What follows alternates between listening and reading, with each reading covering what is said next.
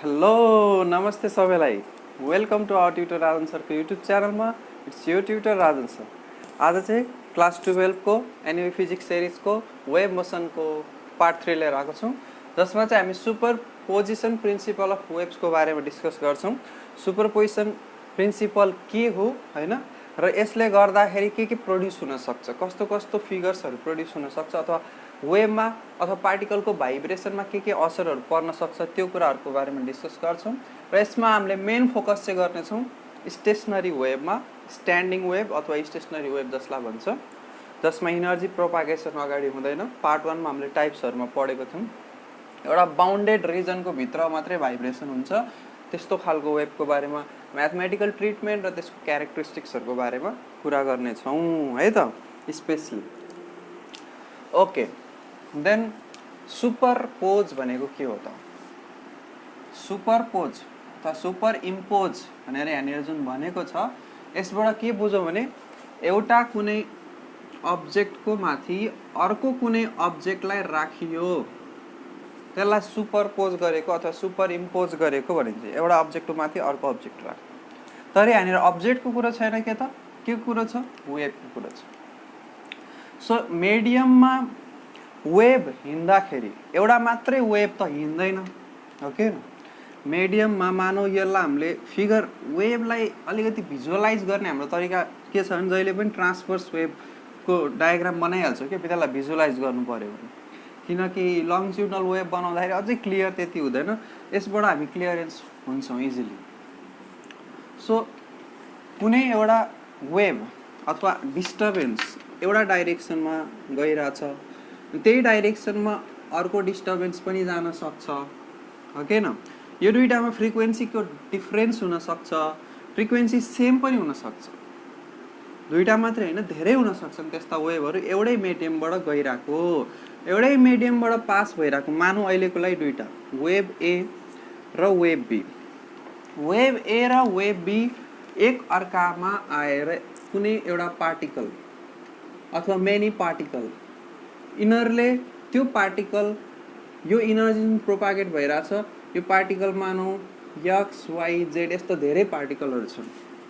Propagate हुने टाइममा के भयो त, वेभ ए र वेभ बी अगाडि जाँदाखेरि अब मेबी यो डाइरेक्सनमा जान्छ अथवा यो डाइरेक्सनमा, एउटा यो डाइरेक्सनमा। तर हाम्रो लागि सिम्पल केस भनेको जुन स्टेसनरी वेभ पढ्छौँ त्यसमा चाहिँ एउटा यो डाइरेक्सनमा गइरहेको हेर्छौँ भने अर्को अपोजिट डाइरेक्सनबाट आएको केस हेर्छौँ। त अहिले चाहिँ जेनरलाइज वेभमा हेरौँ superposition principle of wave भनेको। अब यो दुईवटा वेभ कुनै एउटा पार्टिकलनिर गएर मिट भयो, मतलब दुइटैमा इनर्जी छ, दुइटैले यसलाई इनर्जी दिन्छ। एक्स भन्ने पार्टिकललाई अथवा वाई भन्ने पार्टिकल अथवा जेड भन्ने पार्टिकल सबैलाई यसले इनर्जी दिन्छ। यसको इनर्जीले मानौँ यो यता माथितिर भाइब्रेट भयो, यसको इनर्जी यो यसले दिएको वेभ ए वेभले दिएको इनर्जीले त्यो पार्टिकल एक्स माथितिर भाइब्रेट हुन्छ अथवा तलतिर भाइब्रेट हुन्छ। अहिले केसमा हामीले मान्यौँ माथितिर भाइब्रेट हुन्छ, र यसले दिएको इनर्जी हो पार्टिकल बीले वेभ बीले पार्टिकल एक्सलाई दिएको इनर्जीले गर्दाखेरि यो भाइब्रेट हुन्छ मेबी तलतिर अथवा यो डाइरेक्सनमा, यसरी भाइब्रेट हुन सक्छ अथवा यसरी भाइब्रेट हुन सक्छ अथवा सिधै यता तल पनि भाइब्रेट हुन सक्छ। र भाइब्रेसनको जुन एम्प्लिट्युड छ, मेबी माथिको वेभले गर्दाखेरि त्यसमा आएको भाइब्रेसनको एम्प्लिट्युड यदि माथिको मात्रै भएको भए क्यापिटल ए आउँथ्यो अथवा A1 आउँथ्यो भनेर बुझौँ भने, तलकोले मात्रै त्यसलाई इनर्जी दिँदाखेरि भाइब्रेसन हुँदाखेरि त्यसमा एम्प्लिट्युड A2 आउँथ्यो। अब यो A1 र A2 मेबी इक्वल नै हुनसक्छ अथवा डिफ्रेन्ट नै हुनसक्छ। अहिलेको लागि सिम्पल केस हेरौँ, एउटा माथि एउटा तल। जुन A1 र A2 को जुन म्याग्निट्युड छ, म्याग्निट्युड बढी पनि हुन सक्थ्यो, एकअर्काभन्दा बढी अथवा कम, अनइक्वल हुन सक्थ्यो अथवा इक्वल पनि हुन सक्थ्यो।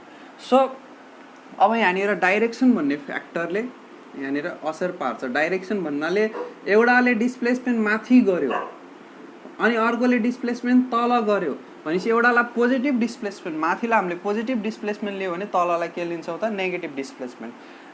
नेगेटिभ डिस्प्लेसमेन्ट लिन्छौँ अर्थात् भेक्टर क्वान्टिटीको रूपमा त्यसलाई लिन्छ।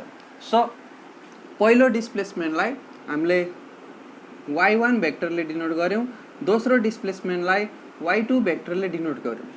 अब जहाँ डाइरेक्सनको कुरा आउँछ एड गर्दाखेरि त्यसमा नेट डिस्प्लेसमेन्ट कति आउँछ त भनेर पत्ता लगाउँदाखेरि नेट डिस्प्लेसमेन्ट जुन y नेट हुन्छ यो पनि भेक्टर डिस्प्लेसमेन्ट भनेपछि भेक्टर क्वान्टिटी हो। y net is equal to के हुन्छ त दुईटै वेभले त्यसलाई दिएको डिस्प्लेसमेन्टको भेक्टर सम। अब सिन्स हामीले डिस्कस गर्ने हाम्रो सिलेबसमा भएको कुराहरू अनुसार डिस्कस गर्ने केस के हो त यदि दुईटा भेक्टर y1 र y2 सेम डाइरेक्सनमा छ अपोजिट डाइरेक्सनमा छ भने त्यसको म्याग्निट्युड निकाल्नका लागि हामीले धेरै मेहनत गरिरहनु पर्दैन। क्लास 11 मा भेक्टर एडिसनको रुल हामीले पढेको छौं। अब मानौ यहाँनिर केसमा अपोजिट डाइरेक्सनमा छ भने यसको म्याग्निट्युडलाई मैले y net is equal to y1 अनि यहाँनिर माइनस y2 लेख्न सक्छु। y1 माइनस y2 लेख्न सक्छु। किन यस्तो लेख्न सक्यो एउटा माथितिर गइरहेछ एउटा तलतिर गइरहेछ अपोजिट डाइरेक्सनमा भएको कारणले गर्दा। अब मानौ यसले ए नम्बरको वेभले पार्टिकल x लाई दियो भाइब्रेसन y1 माथिपट्टि र बी नम्बरको वेभले पनि त्यसलाई भाइब्रेसन दियो माथिपट्टि जुन चाहिँ y2 थियो है त। अनि यो केसमा यसको म्याग्निट्युड कति हुन्छ त दुईटै सेम डाइरेक्सनमा भएको केसमा y1 प्लस y2 हुन्छ।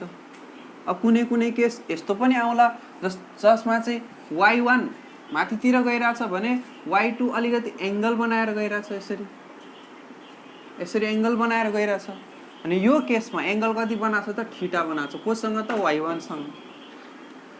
ए ले दिएको भाइब्रेसन जुन इनर्जी ट्रान्सफर गरे x पार्टिकलमा त्यसले गर्दा यसको डिस्प्लेसमेन्ट y1 भयो माथितिर अनि यसले दिएको इनर्जीले गर्दा पार्टिकलको डिस्प्लेसमेन्ट y2 भयो अनि दुईटा बीचको एंगल कति बन्यो त थीटा। त्यो बेलामा हाम्रो भेक्टरको म्याग्निट्युड निकाल्ने फर्मुला हामीले जस्तै रिजल्टेन्ट भेक्टरको पढेका थियौं। r is equal to vector a plus b जुन भेक्टर सम लेखिन्थ्यो ट्रायंगल ल अथवा प्यारालेलोग्राम लमा त्यसमा म्याग्निट्युड निकाल्ने फर्मुला के पढेको त r equal to under root a square plus b square plus 2ab cos theta. यो फर्मुला हाल्न सक्छौं तर यो खालको केस आउँदैन। अब यो फर्मुला हालेर y नेट निकाल्नु पर्यो भने y net is equal to under root y1 square plus y2 square plus 2y1 y2 cos theta गरेर हामी निकाल्न सक्छौं यदि बाइ चान्स यसरी सोध्यो कि एउटाले गर्दा आको डिस्प्लेसमेन्ट y1 अर्कोले गर्दा आको डिस्प्लेसमेन्ट y2 र दुईटा बीचको एंगल थीटा भनेर दिइराको छ है त। हामीले पढ्ने सिम्पल केसहरु भनेको यो दुईटा। तर आज एउटा स्पेशल केस पनि भन्छु जसमा चाहिँ y1 र y2 मा 90 डिग्री एंगल बनेको हुन्छ है त। सो यही हो हाम्रो सुपरपोजिसन प्रिन्सिपल अफ वेभ भनेको एउटा भन्दा बढी वेव्सहरु अथवा दुई भन्दा बढी वेव्सहरु मिडियममा हिँड्दाखेरि कुनै एउटा पार्टिकललाई दुईटैले भाइब्रेसन दिइराछ इनर्जी दिइराछ भने त्यसले गर्दा पार्टिकलमा आउने डिस्प्लेसमेन्ट एउटाले गर्दा माथि आयो अर्कोले गर्दा तल आयो अथवा दुईटैले गर्दा माथि अथवा दुईटैले गर्दा तल आयो भाइब्रेसन भने नेट डिस्प्लेसमेन्ट जुन आउँछ त्यो पार्टिकलमा नेट डिस्प्लेसमेन्ट निकाल्ने हाम्रो फर्मुला के हो त vector sum of the individual displacement. अब तीनटा यस्तो वेभ छ भने y1 vector plus y2 vector plus y3 vector आउँछ तर हामीले पढ्ने सिम्पल केसमा कतिवटा लिन्छौं हामीले दुईटा मात्रै लिन्छौं। ओके यही हो principle of superposition of wave statement को रूपमा त्यसलाई लेख्न सकिन्छ। ओके मजाले बुझ्यो हैन principle of superposition of wave को स्टेटमेन्ट बुझ्यो होला। यसलाई सर्टकटमा लेख्छु मैले net displacement produced in a particle due to energy handed over by two or more waves at the same time is equal to vector sum of the vector sum of individual displacement है त। अब 2 or more भनिसकेपछि यसलाई generalise तरिकाले लेख्ने हो भने why net भेक्टरको फर्ममा लेख्ने हो भने y1 vector plus y2 vector plus dot dot dot plus yn vector, यसरी जेनरलाइज फर्ममा principle of superposition of wave अथवा सुपरपोजिसन प्रिन्सिपल अफ वेभ हामी लेख्न सक्छौँ। I hope it's clear. अब यसको डिफ्रेन्ट केसेसहरू हेरौँ। सुपरपोजिसन हुँदाखेरि के प्रड्युस हुन सक्छ त? What is produced by the superposition? Different cases हेरौँ। सो सुपरपोजिसन हुँदाखेरि के प्रड्युस हुन्छ है त? यसको लागि म सानो सानो एउटा एनिमेसन क्लिप पनि देखाउने छु। अब त्यो इन्डिभिजुअल टाइप्सहरूमा जसबाट सुपरपोजिसन भनेको अझै क्लियर हुन्छ है त, अझै क्लियर हुन्छ। अब पहिलो फेनोमेना भनेको इन्टरफेरेन्सको बारेमा डिटेलमा पढिन्छ। अहिले चाहिँ जस्ट सिम्पल थ्योरेटिकल बेसिक कुराहरू मात्रै बुझ्ने हो। यो च्याप्टरमा जति पनि छन् बेसिक कुराहरू मात्रै छन्। इन्टरफेरेन्सको बारेमा डिटेलमा अप्टिक्स भन्ने च्याप्टरमा, अप्टिक्स भन्ने सेगमेन्टमा हामीले पढ्छौँ। इन्टरफेरेन्स नामको च्याप्टरै छ। इन्टरफेरेन्स, त्यसपछि डिफ्र्याक्सन, रिफ्र्याक्सन, रिफ्लेक्सन, पोलराइजेसन, यी सब वेभको क्यारेक्टरिस्टिक्स हुन्। जसमध्ये पोलराइजेसन जुन एउटा छ त्यो चाहिँ इलेक्ट्रोम्याग्नेटिक वेभ ट्रान्सफर्स, तर इलेक्ट्रोम्याग्नेटिक वेभमा मात्रै लागू हुने खालको क्यारेक्टरिस्टिक्स हो। बाँकी सबै त्यसमा देखिन्छन्। त्यही भएर त्यो पोलराइजेसनको बारेमा पछि डिटेलमा, के अरे इन्टरफेरेन्सको बारेमा पछि डिटेलमा हामी हेर्छौँ त्यो च्याप्टरमा। अहिले बेसिक कुराहरू बुझौँ। इन्टरफेरेन्स भन्नाले के हो? त्यही हो अहिले भर्खर भनेको कुरो। के भनेको? एउटा पार्टिकलमा एउटा वेभले आएर डिस्प्लेसमेन्ट दियो y1 भेक्टर, अर्को वेभले आएर यसमा डिस्प्लेसमेन्ट दियो कति त? y2 vector. अब एउटा केस देखियो हामीले, यो पार्टिकल एउटा माथितिर अर्कोतिर तलतिर डिस्प्लेसमेन्ट दिइरहेछ। अब यो केसमा जुन हुन्छ, यो केसमा जुन y नेट आउँछ, यदि यसको म्याग्निट्युडको फर्ममा लेख्ने हो भने y1 माइनस y2 हुन्छ। के हुन्छ? y1 माइनस y2 हुन्छ। इन केस यो दुईटै डिस्प्लेसमेन्ट बराबर छ, y1 र y2 दुईटै बराबर छ भने y नेट आयो 0। यस्तो इन्टरफेरेन्सलाई हामीले भन्छौँ डिस्ट्रक्टिभ इन्टरफेरेन्स। अनि सरले इन्टरफेरेन्स भने त के हो भन्नु नै भएन। इन्टरफेरेन्स भनेको के हो त? जब सेम फ्रिक्वेन्सी भएको, सेम के भएको? सेम फ्रिक्वेन्सी भएको वेभ दुईटा अथवा दुईटा भन्दा बढी वेभ एउटा मिडियममा प्रोपागेट गर्छ, जुन डाइरेक्सनमा पनि प्रोपागेट गर्न सक्छ। एम्प्लिट्युड सेम हुन नि सक्छ, नहुन नि सक्छ। यो चाहिँ स्पेशल केस लेट गरेको छु जसमा एम्प्लिट्युड सेम छ। सेम फ्रिक्वेन्सी भएको वेभ एउटा मिडियममा ट्रान्समिट, दुईटा अथवा तीनटा अथवा चारवटा वेभहरू एउटा मिडियममा, अहिलेको केसमा दुईटा वेभ हेरौँ, दुईटा वेभ एउटा मिडियममा ट्रान्समिट भइरहेछ भने त्यस पार्टिकलमा एउटा पार्टिकुलर एउटा कुनै पार्टिकलमा दिएको जुन डिस्प्लेसमेन्ट छ, यदि त्यो डिस्प्लेसमेन्टलाई असर पारिरहेछ, एउटाले कज गरेको डिस्प्लेसमेन्टमा अर्कोले असर पारेर, जस्तै एउटाले मानौ 10 मिलिमिटरको डिस्प्लेसमेन्ट दियो, अर्कोले अपोजिट डाइरेक्सनमा 5 मिलिमिटरको डिस्प्लेसमेन्ट दियो भने चाहिँ यसलाई -5 लिन्छ। भनेपछि नेट कति आयो त? 5 मिलिमिटर आयो। एउटाले 10 दिइरहेको थियो, अर्कोले अपोजिट डाइरेक्सनमा 5 दिइदियो, जसले गर्दाखेरि त्यसको नेट डिस्प्लेसमेन्ट घट्यो, डिक्रिज भयो। त इन्टरफेयर गरे नि त त्यसलाई भनिन्छ, त्यो फेनोमेनालाई के भनिन्छ? इन्टरफेरेन्स। र यसको लागि के हुन जरुरी छ? फ्रिक्वेन्सी सेम हुन जरुरी छ है त। अनि यही तरिकामा अर्को कुरा के बुझौँ? यदि दुईटै डिस्प्लेसमेन्ट पार्टिकलमा आएको, दुईटै डिस्प्लेसमेन्ट सेम डाइरेक्सनमा छ, एउटै पार्टिकल हो, छुट्टा छुट्टै ड्र गरेको मात्रै छ भने त्यो बेलामा हाम्रो y नेट के हुन्छ? y1 प्लस y2 हुन्छ। अनि दुईटैको म्याग्निट्युड सेम छ, दुईटैको म्याग्निट्युड मानौ y1 equal to y2 equal to a छ भने a प्लस a कति हुनुभयो त? 2a भयो। यो चाहिँ म्याक्सिमम एम्प्लिट्युड पायो पार्टिकलले। ए एउटाले दियो, अर्कोले नि ए दियो, सेम डाइरेक्सनमा दियो, म्याक्सिमम एम्प्लिट्युड पायो। एम्प्लिट्युड म्याक्सिमम भएपछि त्यसको जुन इन्टेन्सिटी हुन्छ, त्यसको इनर्जी हुन्छ वेभको, त्यो पनि बढ्छ। भनेपछि पार्टिकुलर ठाउँमा त्यसको इनर्जी एकदम धेरै देखियो, अनि कुनै ठाउँमा डाइरेक्सन अपोजिट हुँदाखेरि एम्प्लिट्युड बराबर हुँदाखेरि इन्टेन्सिटी के देखियो, कम देखियो। सो कम देखियो को ठाउँमा इनर्जी कम देखिन्छ, इनर्जीको त्यहाँनिर फिल अलिक कम आउँछ भने बढी डिस्प्लेसमेन्ट भएको ठाउँमा चाहिँ इनर्जी बढी देखिन्छ। Bright dark, dark bright, dark bright, यस्तो फ्रिन्जेसहरूको बारेमा हामीले कुरा गर्छौँ इन्टरफेरेन्समा है त। सो यो हुन्छ हाम्रो बेसिकली इन्टरफेरेन्समा। ल यसको लागि अब सानो एनिमेसन हेरौँ है त। सानो एनिमेसन हेरौँ। कन्स्ट्रक्टिभ इन्टरफेरेन्स, यो खालकोलाई कन्स्ट्रक्टिभ इन्टरफेरेन्स भन्छ, अनि यस्तो खालकोलाई डिस्ट्रक्टिभ इन्टरफेरेन्स भन्छ। यसको लागि सानो एनिमेसन भिडियो हेरौँ। यो सानो एनिमेसनमा हामी हेर्छौँ कन्स्ट्रक्टिभ इन्टरफेरेन्स र डिस्ट्रक्टिभ इन्टरफेरेन्स कसरी फर्म हुन्छ है त।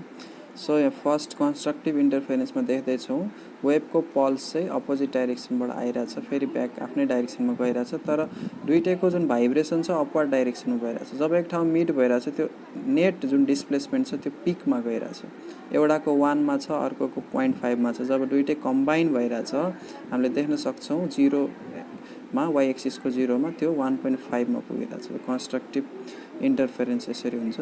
अब डिस्ट्रक्टिभ इन्टरफेरेन्स हेरौँ। डिस्ट्रक्टिभ इन्टरफेरेन्सको लागि हाम्रो यो तरिकाले यसरी एउटाको भाइब्रेसन माथितिर एउटाको तलतिर भाइब्रेसन हुँदाखेरि जब वाइ एक्सिसनिर आइपुगिरह त्यो बेलामा वाइ एक्सिसमा आउँदाखेरि दुइटा जब मिड भइरहेछ नेट डिस्प्लेसमेन्ट 0 भइरहेछ। एउटाको +1 छ भने अर्कोको -1 छ, अनि नेट डिस्प्लेसमेन्ट यसमा 0 आयो। त्यो भयो डिस्ट्रक्टिभ इन्टरफेरेन्स।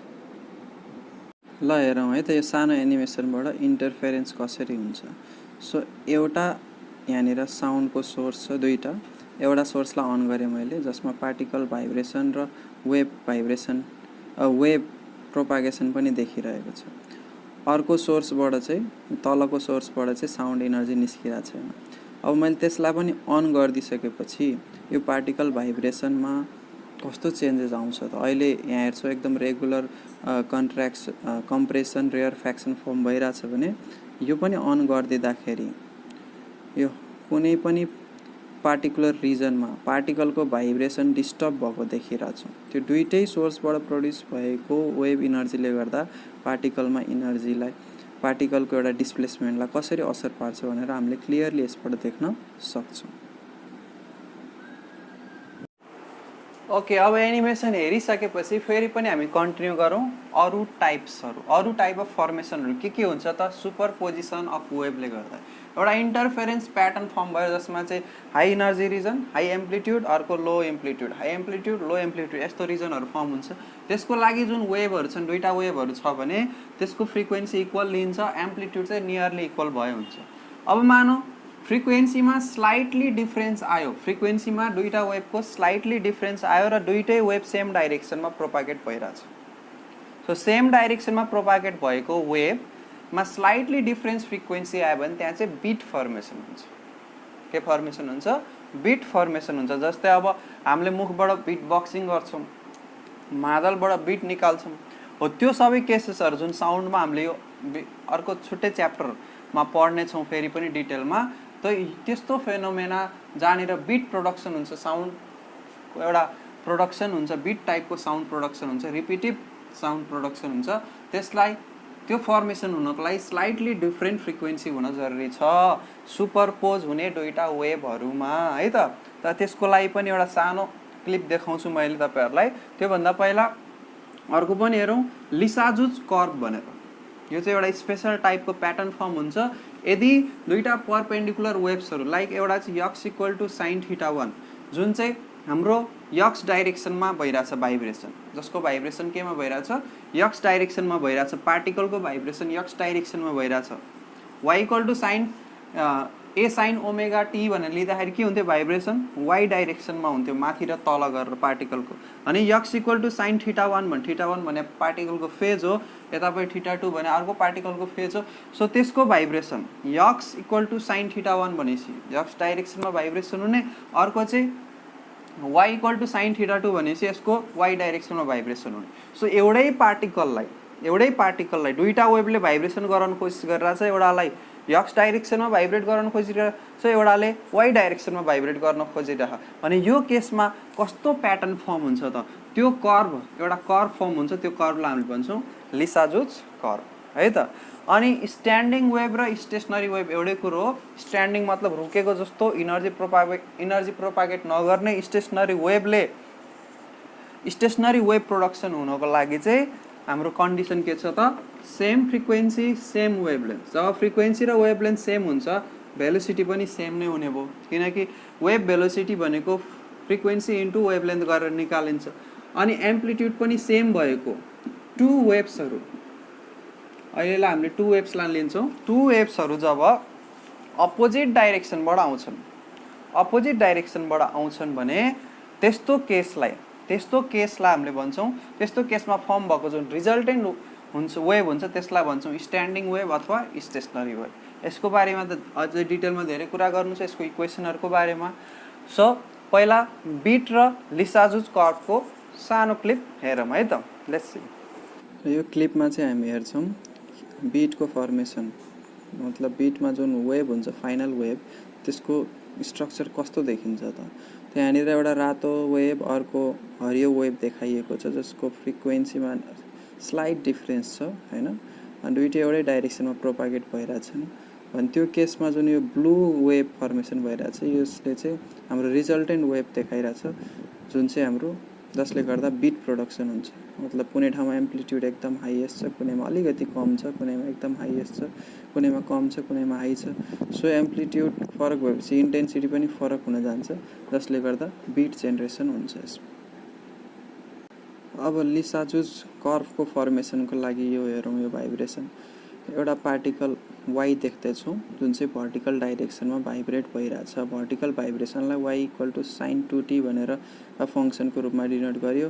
होरिजेन्टल भाइब्रेसन चाहिँ x equal to sine 3t भनेर।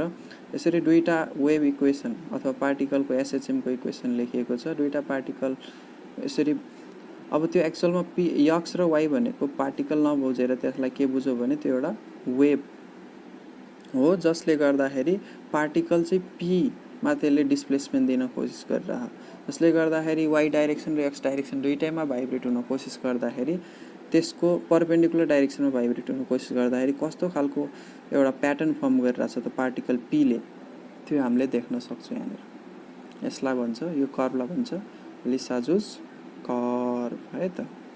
एकदम ब्युटिफुल प्याटर्न बन्छ। अब यो प्याटर्न कम्प्लिट हुन्छ। यस, यो क्लिपमा चाहिँ हामीले हेर्दैछौँ कि एक साइडमा यसरी फिक्स इन राखेर एउटा वायरमा भाइब्रेसन दिँदाखेरि कसरी भाइब्रेसन हुन्छ त। अब यसैलाई फिक्स इनलाई लुज इन राखिदिने भने भाइब्रेसन कसरी हुन्छ। लुज इन भन्नाले जुन त्यो खम्बा थियो त्यसमा रिङ राख्दैछ, रिङ पनि तलमाथि आफै गइरहेछ र यसमा अब पल्स, एउटा पार्टिकुलर पल्सको रिफ्लेक्सन हुँदाखेरि कसरी हुन्छ त्यो हेरौँ है त। हेरौँ, यस्तो छ हाम्रो, अर्थात् यसको एम्प्लिट्युड अलिक बढाएर हेरौँ। यहाँनिरबाट जुन पल्स गइरहेछ फर्किँदाखेरि माथि नै त्यसको डिस्प्लेसमेन्ट माथि नै डाइरेक्सनमा छ लुज इन राख्दाखेरि। अब फिक्स इन राख्दाखेरि के हुन्छ त हेरौँ, तलबाट फर्किरहेछ हो। यही कुरोलाई बुझ्न जरुरी छ अहिले स्ट्यान्डिङ वेभको इक्वेसन हामीले बनाउँदाखेरि है त। सो यहाँ हामीले हेर्न सक्छौँ कि दुईटा पातलो जुन लाइन्सहरू देखाइरहेछ त्यो वेभ प्रोपागेसनको, त्यो पातलो लाइन्सहरूले चाहिँ wave propagating in opposite direction show गरिरहेछ।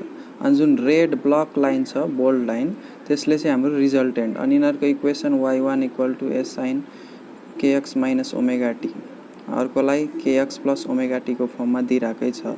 सो त्यसको रिजल्टेन्ट जुन आउँछ, जुन स्ट्यान्डिङ वेभ आउँछ, त्यसको फर्मेसन हेर्नुहोस्। एउटा पोइन्टमा भाइब्रेसन म्याक्सिमम पुगिरहेछ एम्प्लिट्युडमा जुन चाहिँ 2 छ पोजिटिभमा, नेगेटिभमा -2 छ।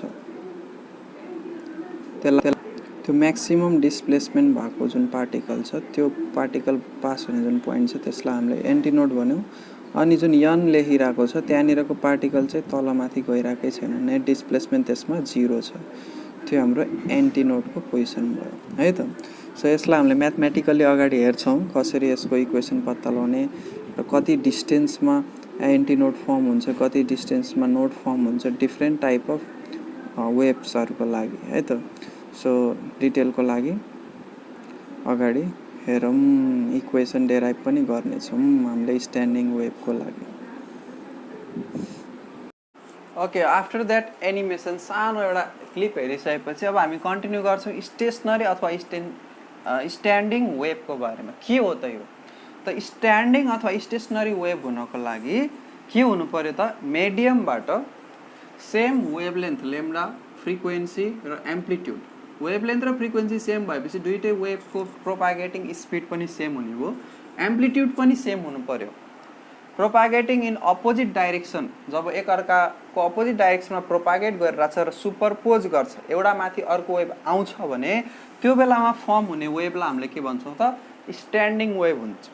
अब स्ट्यान्डिङ वेभमा पार्टिकलहरू जुन हुन्छ, वेभको जुन मानौ यो बिचमा यति बिचमा यहाँ एउटा भित्ता छ अथवा यहाँ खम्बा छ, यहाँ डोरी बाँधियो एक्सट्रिङको लागि, अनि यतापट्टि पनि बाँधेर राखेको छ, अनि यहाँनिर एक ठाउँमा भाइब्रेसन यसको स्टार्ट गर्यो, प्लग इन गरेर इनर्जी दिएर स्टार्ट गर्यो, भाइब्रेसन अगाडि गयो, त्यहाँबाट फेरि फर्केर आयो। त्यो केसमा जुन रिफ्लेक्टेड वेभ आइरहेछ अनि यताबाट एउटा वेभ गइरहेछ, त्यो दुईवटा बिच इन्टरेक्सन हुँदाखेरि फर्म हुने वेभ भनेको स्टेसनरी अथवा स्ट्यान्डिङ वेभ हो।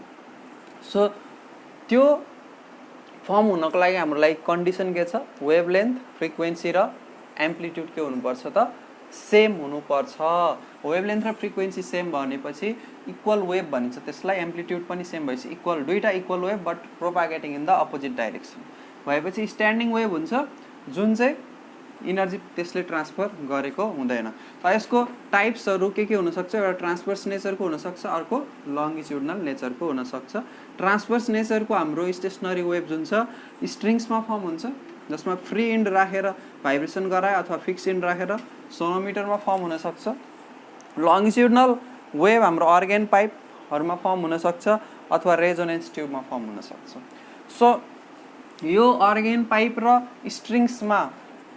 स्ट्रिङ्समा फर्म हुने जुन मोड अफ भाइब्रेसन वेभको जुन फर्मेसन हुन्छ त्यसको बारेमा छुट्टै एउटा च्याप्टर पनि छ। तर आज चाहिँ हामी स्ट्रिङ्सलाई लिएर, जसमा मानव एउटा भाइब्रेसन दियो, त्यो भाइब्रेसन अगाडि गयो, फेरि फर्केर भाइब्रेसन भन्नाले इनर्जी अगाडि गयो, फेरि रिफ्लेक्ट भएर आउँदाखेरि फ्री इन्डबाट अथवा फिक्स इन्डबाट रिफ्लेक्ट भएर आउँदाखेरि जुन स्टेसनरी वेभ हुन्छ त्यसको इक्वेसन कस्तो हुन्छ त्यसलाई हेर्छौँ।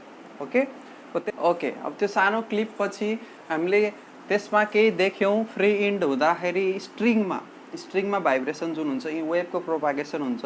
फ्री इन्ड हुँदाखेरि त्यो रिफ्लेक्सन भएपछि कसरी रिफ्लेक्सन हुन्छ र फिक्स्ड इन्ड हुँदाखेरिको रिफ्लेक्सन कस्तो हुन्छ त्यो बुझिसकेपछि अब हामीले के हेरौँ भने, फ्री इन्ड हुँदाखेरि हामीले बेसिकली के देख्यौँ? एउटा वेभको जुन पल्स छ यताबाट यो माथि भएर गइरहेछ र यहाँनिर यो खम्बामा हामीले यसलाई बाँधेको छौँ। फ्री इन्ड भन्नाले यो रिङ बनाएर, सो द्याट यो रिङ आफै तल माथि जान सक्छ। अब यो वेभ गएर ठोकिएर यहाँबाट रिफ्लेक्ट हुँदाखेरि यो फर्किँदाखेरि कसरी फर्केर आउँछ त? माथिबाटै यसको जुन एम्प्लिट्युड छ यो माथितिरै फर्म भएर यतातिर फर्किन्छ। यसरी गएको पल्स यसरी नै फर्केर आउँछ। अनि फिक्स्ड इन्ड राख्दाखेरि जस्ट के हुन्छ त? यसैमा बुझिहालौँ कि फिक्स्ड इन्ड राख्दाखेरि जस्ट यो के हुन्छ? अपोजिट हुन्छ, यसै अपोजिट हुन्छ रिफ्लेक्ट भइसक्दाखेरि। त यहाँनिर अब मानौ उतापट्टि जाने वेभको लागि y1, हाम्रो y1 भनेको डिस्प्लेसमेन्ट जुन डिनोट गरिन्छ त्यसलाई a sin ओमेगा t भनेर लेट गरिदियो। त्यतापट्टि जाने वेभको लागि a sin omega t minus kx वेभको इक्वेसन, एउटा प्रोग्रेसिभ वेभ जुन चाहिँ लेफ्टबाट राइटतिर गइरहेछ, जसको एम्प्लिट्युड चाहिँ माथिपट्टिको डाइरेक्सनमा छ, त्यसको के भयो त? a sin omega t minus kx। र फ्री इन्ड हुँदाखेरि फर्किने वेभको एम्प्लिट्युड पनि माथितिरै हुन्छ, हामीले पढेको। अनि यो केसमा y2 is equal to amplitude positive नै लियो, माथितिर नै लियो। अब sine omega t minus kx को ठाउँमा के हुन्छ? प्लस हुन्छ। राइटबाट लेफ्ट प्रोपागेट गर्दा, योभन्दा अघिल्लो भिडियोमा हामीले डिस्कस गरेका थियौँ, त्यसमा प्लस kx हुन्छ है त। अब यही केसमा यदि यो तलबाट यसरी आइरहेछ भने यसको एम्प्लिट्युड नेगेटिभ, दुईटैको एम्प्लिट्युड बराबर हुन्छ भने चाहिँ माइनस एमा लिन्छौँ होइन, यतापट्टि फिक्स्ड इन्डको लागि। सो यो मेटाइदिएँ है अहिलेको लागि मैले। अनि यसको लागि हाम्रो इक्वेसन भयो एउटा y1 is equal to a sin omega t minus kx भयो एउटा, अनि अर्को y2 is equal to minus a sin omega t plus kx। हेर्नुहोस् सेम छ होइन, हल्का डिफ्रेन्स के भयो त यहाँनिर यो दुइटै एम्प्लिट्युड पोजिटिभ लियो, यसमा चाहिँ एम्प्लिट्युडलाई के लियो त माइनसमा लियो। अब एक्चुअलमा फेज डिफ्रेन्स 180 डिग्री राखेर त्यसलाई नेगेटिभमा लिएको हो। एउटा माथिबाट आउँदाखेरि को केस, अर्को तलबाट आउँदाखेरिको केस, डिफ्रेन्ट तरिकाले बुझ्न सकिन्छ। सो यसबाट हामीले स्ट्यान्डिङ वेभ जुन रिजल्टेन्ट वेभ हुन्छ त्यसको इक्वेसन पत्ता लगाउन कोसिस गरौँ। हाम्रो क्लास 12 को प्रिन्सिपल अफ फिजिक्स भन्ने जुन बुक छ हाम्रो नेपालमा चल्ने ज्यादातर चल्ने बुक अथवा म्याक्सिमम बुकहरुमा चाहिँ यो फ्री एन्ड वाला केस दिएको छ, तर बुकमा त्यहाँनिर तोकेर भनेको छैन है त। सो त्यसलाई बुझ्नु होला। दुईटै केस म देखाइदिएको छु। ओके, अब यो वेभ 1 को वेभ 1 ले दिएको डिस्प्लेसमेन्ट, यो वेभ 2 ले दिएको डिस्प्लेसमेन्ट एउटा पार्टिकललाई, अनि नेट डिस्प्लेसमेन्ट के हुन्छ त y नेट। अब यो दुईटै अपोजिट डाइरेक्सनमा छ हैन, अनि दुईटैको डिस्प्लेसमेन्ट माथितिरै भइराछ, माथितिरै भइराछ भने दुईटालाई के गर्ने हो, सम गर्ने हो, y1 प्लस y2 नै गर्ने हो हैन। गर्न चाहिँ अब यहाँनिर y1 माइनस y2 गर्न पर्दैन, किनकि माइनस साइन हामीले अलरेडी त्यसको भ्यालुमा त्यतापट्टि रिप्रेजेन्ट गरिसकेको छु। y1 प्लस y2 नै गर्ने भेक्टर फर्ममा। अब यहाँनिर अल्जेब्रिक फर्ममा जोडेको जस्तो देखाइरहेको छ हामीले। सो y1 लाई a sin omega t minus kx, y2 लाई plus a sin omega t plus kx। यो y नेट आयो, y मात्र लेखौँ, y नेटलाई y नेट भनेर हैन, y मात्र लेखौँ। अब यसलाई हामीले ट्रिगोनोमेट्रीको बेसिक जुन ट्रान्सफर्मेसन फर्मुला छ त्यसलाई युज गर्छौं, a कमन तान्छौं अनि sin c plus sin d वाला फर्मुला राख्छौं। sin c plus sin d वाला फर्मुला थाहा छ देखा तपाईलाई, 2 sin c plus d by 2 हुन्छ। त यसलाई र यसलाई जोड्दा यो माइनस kx र प्लस kx वाला पार्ट काटिन्छ, ओमेगा टी र omega t 2 omega t divide by 2 गर्दाखेरि sin ओमेगा टी नै आउँछ।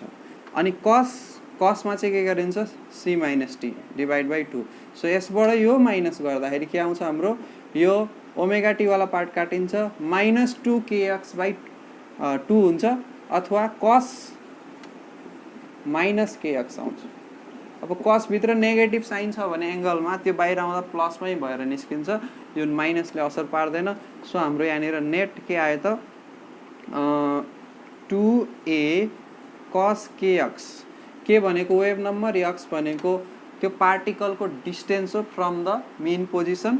सो 2a cos kx, यो सबै जुन पार्ट छ 2a cos kx, यो त्यो पार्टिकलको लागि कुनै पनि टाइममा कन्स्ट्यान्ट रहने कुरो हो, कुनै पनि टाइममा कन्स्ट्यान्ट रहने कुरो हो, पार्टिकुलर पार्टिकलको लागि कन्स्ट्यान्ट रहने कुरो हो।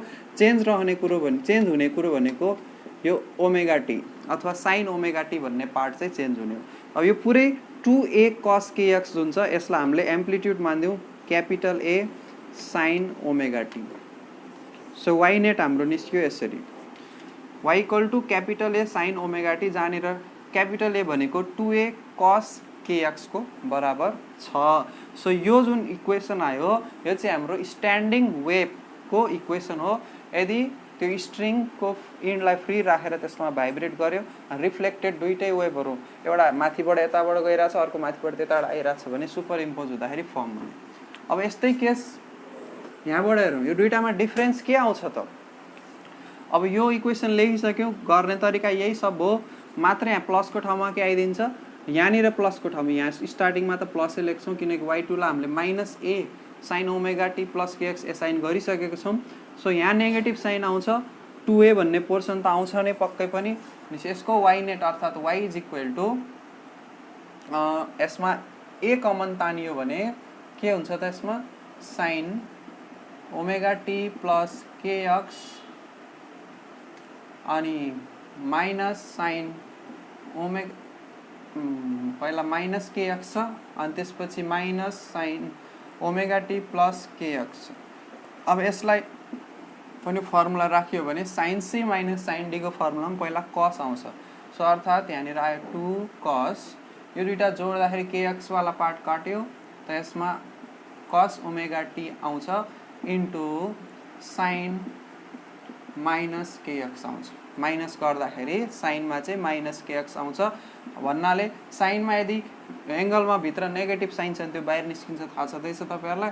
सो यो निस्क्यो माइनस 2a sin kx भन्ने यो पार्ट चाहिँ एम्प्लिट्युड हो, 2a कन्स्टेन्ट नै रहन्छ र kx पनि कन्स्टेन्ट नै रहन्छ। k भनेको वेभ नम्बर अथवा प्रोपागेसन कन्स्टेन्ट र यसमा चेन्ज हुने कुरा भनेको cos ओमेगा t र यसलाई पनि रिप्रेजेन्ट गरियो। अब यतापट्टिकोलाई a नै मानियो, छुट्टा छुट्टै हेरेर छौं हामी। भनेपछि यसलाई a cos ओमेगा t ल हेरौं। यसरी हामीले डिफरेन्ट इक्वेसन निकाल्यौं। डिफरेन्ट केस छ, त्यही भएर स्ट्यान्डिङ वेभको इक्वेसन पनि के छ त डिफरेन्ट छ। यति भयो, यो तरिकाले गरे नि भयो, यो तरिकाले गरे पनि भयो इक्वेसन अफ स्ट्यान्डिङ वेभ निकाल्दाखेरि। ल्याङ्ग्वेजमा लेख्नु पर्यो, let us consider a string with the free end where a vibration is given at a particular point, and when the vibration propagates through the string and it reflects the reflected wave and has this displacement equation, and the propagating wave has the displacement equation, this one भनेर दुईटै लेख्ने। then the net displacement is given by this according to superposition principle। अनि अर्कोमा पनि त्यसै गरी language लेख्नु ल। अनि यसलाई क्याल्कुलेट गर्दै जाउँ हैन। जहाँनिर ओमेगा यो a यो सबै के हो त थाहा छ नि। a भने एम्प्लिट्युड, ओमेगा भनेको एंगुलर भेलोसिटी, t भनेको टाइम, यो सब कुराहरु हामीले जनाउन सक्छौं है त। एकैछिन लाइट गयो। सो यति इक्वेसन निकालिसकेपछि अब यसको केसेसहरु हेरौं। जहाँनिर चाहिँ यो जुन एम्प्लिट्युड छ, एउटा म्याक्सिमम हुने केस, अर्को मिनिमम हुने केस, त्यसलाई हेरौं है त। दुईटैको फाइनल इक्वेसन ल हामी लेखिराको छौं यहाँनिर। त यसमा के आथ्यो फाइनल इक्वेसन, यसको जुन a थियो y is equal to 2a cos kx into sin omega t आको। अनि यसमा चाहिँ यसलाई माइनस 2a sin kx छ। यसमा y equal to minus 2a sin kx cos omega t आको छ। त यसको एम्प्लिट्युड वाला पार्ट हाम्रो यति हो, a cos ओमेगा t को फर्मेटमा आइराछ। त्यो दुईटैमा अब म्याक्सिमम डिस्प्लेसमेन्ट, यो डिस्प्लेसमेन्ट जुन पार्ट आछ a, यो a लाई म्याक्सिमम र मिनिमम बनाउँदाखेरि कुन कुन ठाउँमा कति कति लेन्थमा आउँछ त यो म्याक्सिमम डिस्प्लेसमेन्ट र मिनिमम डिस्प्लेसमेन्ट, त्यसको केस हेर्छौं। अर्थात् a म्याक्स, जहाँनिर a म्याक्स हुन्छ त्यसलाई हामीले भन्छौं म्याक्सिमम डिस्प्लेसमेन्ट हुने ठाउँलाई भन्छौं हामीले एन्टिनोड्स है त। अनि मिनिमम डिस्प्लेसमेन्ट अर्थात् जीरो, a मिनिमम भनेको जीरो लिन्छौं भने त्यो पोइन्टलाई हामीले भन्छौं नोड्स। सो यो एम्प्लिट्युड जीरो बनाउनुको अर्थ के हो त, 2a त हाम्रो जीरो हुन सक्दैन। यो एम्प्लिट्युड जुन इनिशियल एम्प्लिट्युड देखा दुईटै वेभको जुन इनिशियल एम्प्लिट्युड छ त्यो त जीरो हुन सक्दैन। अब यहाँनिर यो प्रोपागेसन कन्स्टेन्ट पनि जीरो हुन सक्दैन। भनेपछि कुन बेलामा यो cos kx चाहिँ जीरो हुने हो, cos kx चाहिँ जीरो हुने हो यदि यो एम्प्लिट्युडलाई जीरो बनाउनु छ भने के। अब हामी हेरौं कि त्यो म्याक्सिमम डिस्प्लेसमेन्ट अर्थात् एन्टिनोड्स फर्म हुन्छ, जहाँ म्याक्सिमम डिस्प्लेसमेन्ट हुन्छ त्यसलाई एन्टिनोड भनिन्छ। र मिनिमम डिस्प्लेसमेन्ट भन्नाले जीरो डिस्प्लेसमेन्ट बनाउने, जुन ठाउँमा जीरो डिस्प्लेसमेन्ट हुन्छ पार्टिकलहरुको, त्यसलाई चाहिँ हामीले नोड्स भन्छौं है त। सो यो नोड्स र एन्टिनोड्स हाम्रो कति कति डिस्टेन्सबाट हुन्छ, सोर्स भाइब्रेसनको सोर्स जहाँनिर दिएको हुन्छ नि त्यहाँबाट कति कति डिस्टेन्समा हुन्छ फर्मेसन। त a लाई म्याक्स गर्नको लागि, a भन्नाले यहाँनिर के छ 2a cos omega t, 2a लाई हामीले चेन्ज गर्न सक्दैनौं, cos kx भन्ने पोर्सन छ जसलाई हामीले चेन्ज गर्न सक्छौं। अब त्यो म्याक्सिमम डिस्प्लेसमेन्ट माथि पोजिटिभ डाइरेक्सनमा अथवा मुनि नेगेटिभ डाइरेक्सनमा हुन सक्छ। सो cos kx को पोजिटिभ र नेगेटिभ डाइरेक्सनमा म्याक्सिमम भ्यालु भनेको पोजिटिभ डाइरेक्सनमा +1, नेगेटिभ डाइरेक्सनमा -1। सो प्लस माइनस 1 लिन्छौं। अब cos को भ्यालु 1 अथवा -1 आउने केसेसहरु के हुन् त? सो यसलाई हाम्रो जुन एंगल छ kx इज इक्वल टु कति हुन सक्छ त? एउटा 0 डिग्री अथवा 0 रेडियनमा 0 मा, अनि 180 डिग्री अथवा पाई रेडियनमा त्यसैगरी अर्को 360 डिग्री अथवा 2 पाई रेडियनमा, त्यसैगरी 360 मा 90 जोडौं 450 डिग्री अथवा 3 पाई रेडियनमा, मतलब 0 पाई 2 पाई 3 पाई अनि 4 पाई यसरी यो बढ्दै जान्छ हो। के भनेको के हो? 2 pi by lambda wave number. So यहाँनिर 2 पाई बाइ लेम्डा हामीले राख्थ्यौं अनि यक्स को यक्सै राख्यो 0 पाई 2 पाई 3 पाई 4 पाई यस्तो विभिन्न ठाउँहरुमा के फर्म हुन्छ त? एन्टिनोड्सहरु फर्म हुन्छ। सो अब यक्स को भ्यालु निकाल्नु छ। सबैबाट पाई भन्ने पोर्सन त कट छ, यहाँनिर पाई भन्ने पोर्सन यहाँ 0 मा त 0 आइहाल्यो, x इज इक्वल टु एउटा 0 आउँछ, x इक्वल यति इक्वल टु 0 एउटा केस लिने, यति इक्वल टु पाई एउटा केस लिने, यति इक्वल टु 2 पाई लिने। त्यो डिफरेन्ट केसहरु लिँदाखेरि के भ्यालु आउँछ त? x इक्वल टु 0 आयो 0 लिँदाखेरि, अनि पाई लिँदाखेरि हाम्रो आउँछ लेम्डा बाइ 2, अनि 2 पाई लिँदाखेरि आउँछ 2 लेम्डा बाइ 2 अथवा लेम्डा मात्रै लेख्न सक्छौं, अनि 3 पाई लिँदाखेरि आउँछ 3 लेम्डा बाइ 2, 4 पाई लिँदा आउँछ 4 लेम्डा बाइ 2। यसरी आउँछ हाम्रो एन्टिनोड्स फर्म हुने डिस्टेन्स। अब x इक्वल टु 0 भनेको जुन स्टार्टिङ पोइन्ट थियो, स्टार्टिङ पोइन्टमा जुन रिजल्टेन्ट वेभ हुन्छ, एनर्जी दिएको स्टार्टिङ पोइन्ट, त्यहाँनिर हाम्रो एउटा एन्टिनोड फर्म हुन्छ 0 डिस्टेन्समा, त्यसको अनि हाफ वेभलेन्थ डिस्टेन्समा फर्म हुन्छ, फेरि अर्को लेम्डा डिस्टेन्समा, त्यसपछि 3 लेम्डा बाइ 2 डिस्टेन्समा, त्यसपछि 4 लेम्डा बाइ 2 डिस्टेन्समा यो खालको स्ट्यान्डिङ वेभको इक्वेसन फर्म भयो। त्यसमा डिफरेन्ट हुन्छ फेरि, तर एउटा कुरा चाहिँ सेम हुन्छ। के कुरा भने एउटा एन्टिनोड 0 मा फर्म भयो, अर्को लेम्डा बाइ 2 मा, अनि दुईटा बीचको डिस्टेन्स कति त? लेम्डा बाइ 2 आयो। फेरि लेम्डा बाइ 2 मा फर्म भएपछि अर्को लेम्डा मा फर्म भयो, so lambda minus lambda by 2, यो पनि लेम्डा बाइ 2 को डिफरेन्स छ। लेम्डा देखि 3 लेम्डा बाइ 2 को डिफरेन्स पनि लेम्डा बाइ 2 नै छ। भनेपछि हरेक एन्टिनोड्सहरु बीचको जुन डिफरेन्स छ, डिस्टेन्सको डिफरेन्स, त्यो कति रहन्छ त? लेम्डा बाइ 2 नै रहन्छ। यो कुरो चाहिँ हरेक टाइप अफ स्ट्यान्डिङ वेभमा लागू हुन्छ, र हरेक नोडहरु बीचको डिस्टेन्स पनि कति हुन्छ? लेम्डा बाइ 2 नै हुन्छ। सो यो एन्टिनोड्स फर्म हुने हामीले डिस्टेन्सहरु पत्ता लगायौं। अब नोड फर्मेसन हुने डिस्टेन्स, नोड फर्मेसन हुनको लागि एम्प्लिट्युड 0 लिनु पर्यो, अर्थात cos kx को भ्यालु कति लिनु पर्छ? हामीले 0 लिनु पर्यो। सो एन्टिनोड वालालाई हटाइदिए मैले। अब नोड फर्मेसन हुने पोइन्ट, नोड फर्मेसन हुनको लागि cos kx is equal to 0 लिन्छौं, अनि 0 भनेको cos को भ्यालु 0 आउने कतिखेर? एउटा 1 आउने हेरौं। cos को भ्यालु 0 आउने भनेको 90 डिग्री। अब 90 डिग्रीलाई रेडियन सिस्टममा लेख्ने भने कति हुन्छ हाम्रो? kx जुन एंगल छ, एंगल पार्ट रेडियन सिस्टममा लेख्ने हो भने पाई बाइ 2 रेडियन हुन्छ एउटा, अनि अर्को अब यही अनुसार लिँदै जानु पर्यो, जहाँनिर चाहिँ cos को भ्यालु कति हुन्छ? 0 हुन्छ। एउटा 90 मा भयो भने अर्को 270 डिग्रीमा हुन्छ। अनि यहाँ 1 पाई बाइ 2 छ हैन, अर्को अड नम्बर 3 पाई बाइ 2 हुन्छ। 3 इन्टु 90 भनेको 270 आउँछ। त्यसैगरी यसमा अझै 2 थप्यौं, 1 पछि 2 थप्यो, 3 पाई आयो। अब यसमा 5 पाई बाइ 2 हुन्छ, त्यसैगरी 7 पाई बाइ 2 हुन्छ, यसरी यो बढ्दै जान्छ। यो म्याथमेटिक्समा पढेको कुरा हो पिटी म्याथमा। र यहाँनिर के को ठाउँमा के आउँछ हाम्रो? 2 पाई बाइ लेम्डा x को x। So pi by 2, 3 pi by 2, 5 pi by 2, 7 pi by 2 यसरी आउँछ। अब यसबाट x को भ्यालु निकाल्ने भने कति आउने भयो त? पाई र पाई, यसमा यो दुईटालाई मात्र लिँदाखेरि पाई र पाई क्यान्सल हुने भयो हाम्रो। So x is equal to हेर्ने हो भने फर्स्ट आउँछ हाम्रो लेम्डा बाइ 4। यस, दोस्रो निकाल्दाखेरि हाम्रो के आउँछ त? एउटा लेम्डा बाइ 4 आयो, त्यसपछि यसको यो दुईटा लिँदाखेरि यसको पाई र पाई कटियो। सो यहाँनिर आउँछ 3 लेम्डा बाइ 4, 1 लेम्डा बाइ 4, त्यसपछि 3 लेम्डा बाइ 4 भयो। अब त्यसपछि यहाँ 1 बाट 2 बढेर 3 भयो नि त, 3 बाट फेरि 2 बढ्यो नि 5 लेम्डा बाइ 4, त्यसपछि फेरि 7 लेम्डा बाइ 4 यसरी आउँछ।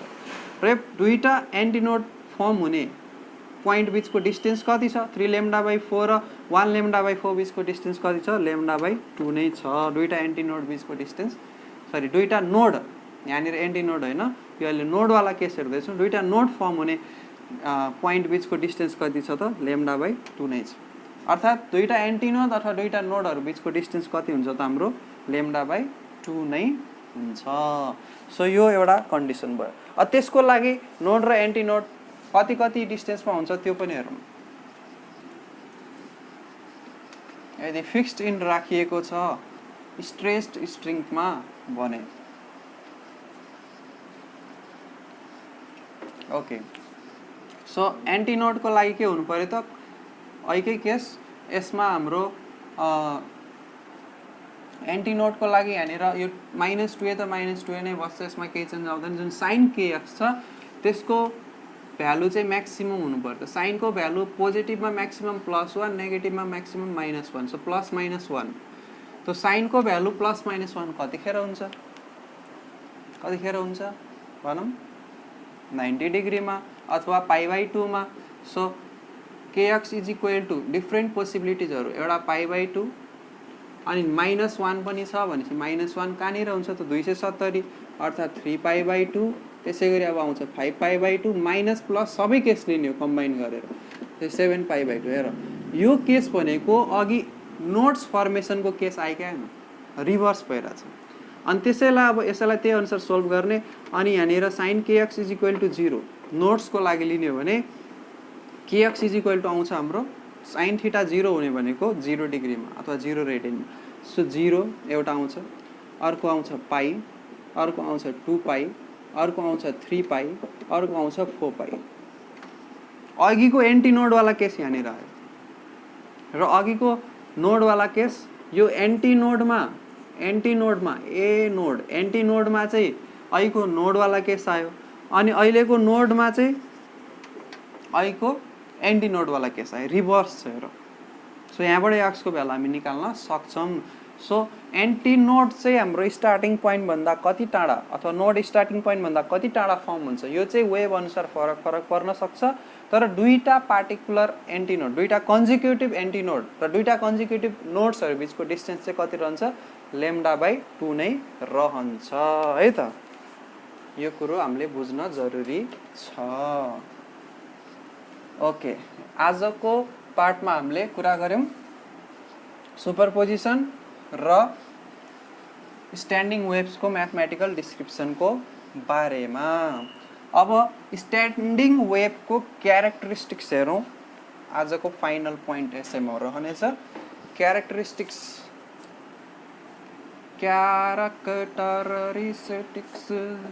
Of standing wave.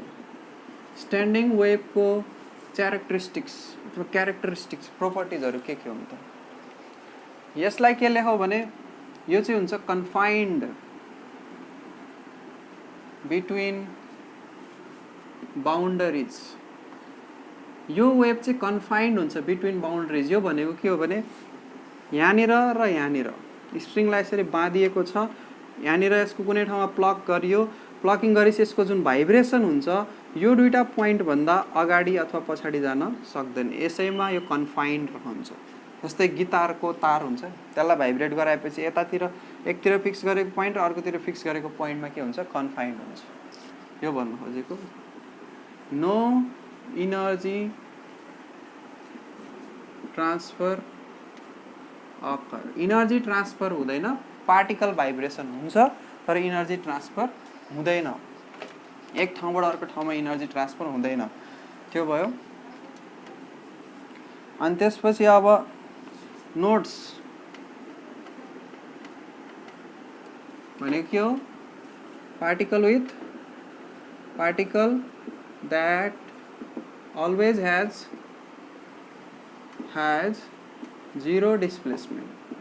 So minimum displacement भएको एउटा पार्टिकल हुन्छ, एउटा रिजन हुन्छ जहाँनिर पार्टिकलले डिस्प्लेसमेन्ट नै पाउँदैन, त्यो रिजन अथवा त्यो पोइन्टलाई हामीले के भन्छौँ नोड्स भन्छौँ। सो nodes and antinodes are form. अनि एन्टी नोड्स भनेको के हो? Particle that can take maximum displacement. जहिले नै म्याक्सिमम डिस्प्लेसमेन्टमा रहँदैन, टाइम अनुसार यसको डिस्प्लेसमेन्ट पनि चेन्ज हुन्छ, तर यसले चाहिँ सबै पार्टिकलहरू मध्येबाट सबभन्दा बढी डिस्प्लेसमेन्ट लिने हो।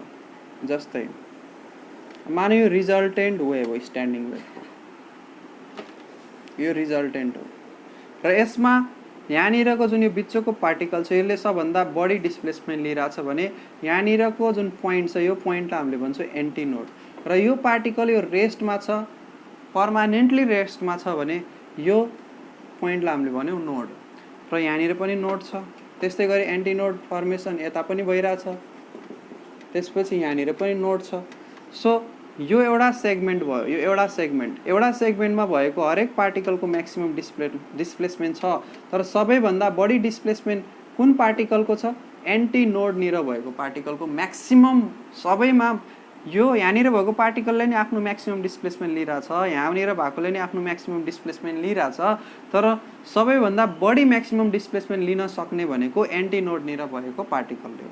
र यो एउटा सेगमेन्ट जुन छ, एउटा यो सेगमेन्ट, यो पार्टिकुलर सेगमेन्ट, एउटा नोड र अर्को नोड बिचको जुन सेगमेन्ट छ, यो सेगमेन्टमा भएको हरेक पार्टिकलहरू चाहिँ एउटा फेजमा हुन्छ, मतलब एउटै डाइरेक्सनमा र एउटै एङ्गुलर डिस्प्लेसमेन्ट हुन्छ यिनीहरूमा। भने यतापट्टि भएको पार्टिकलहरू पनि आफ्नै फेजमा रहन्छन्, एकअर्काको फेजमा रहन्छन् र यताको हरेक पार्टिकल र यताको हरेक पार्टिकल, यो सेगमेन्ट र यो सेगमेन्टको हरेक पार्टिकलहरू बिचको फेज डिफरेन्स भनेको पाई हुन्छ। सो अर्को प्रोपर्टी हामीले यसैबाट लेख्न सक्छौँ, each particle between two consecutive nodes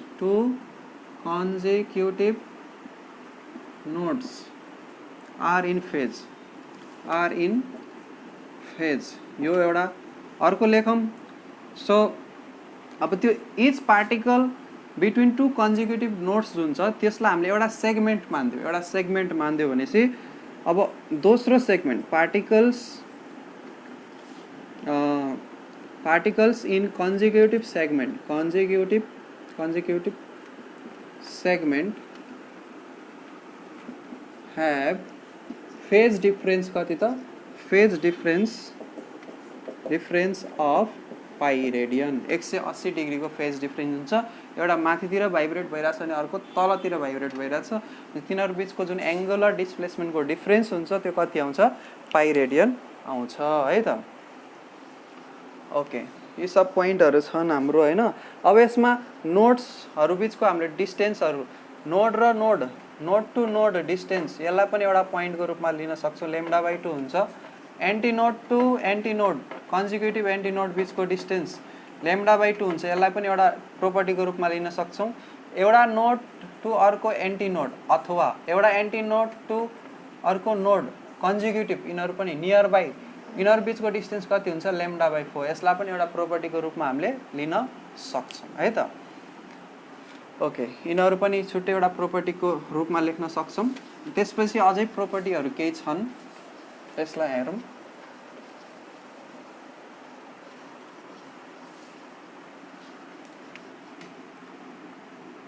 maximum velocity, अब यो 6 नम्बरको property, maximum velocity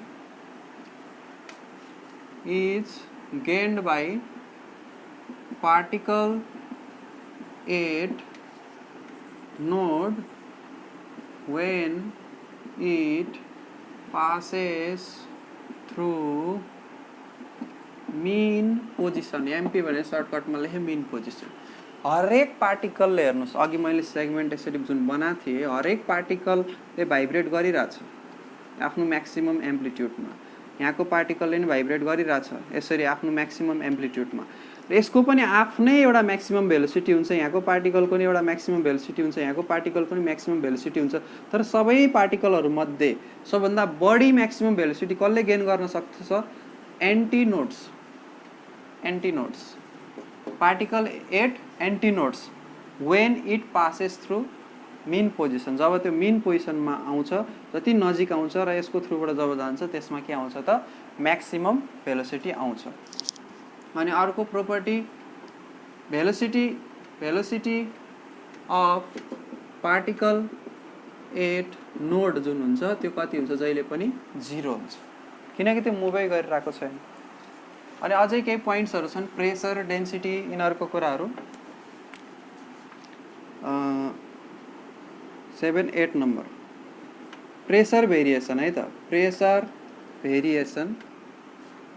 pressure variation density variation यो सबै म्याक्सिमम हुन्छ हाम्रो कहाँनिर नोड्समा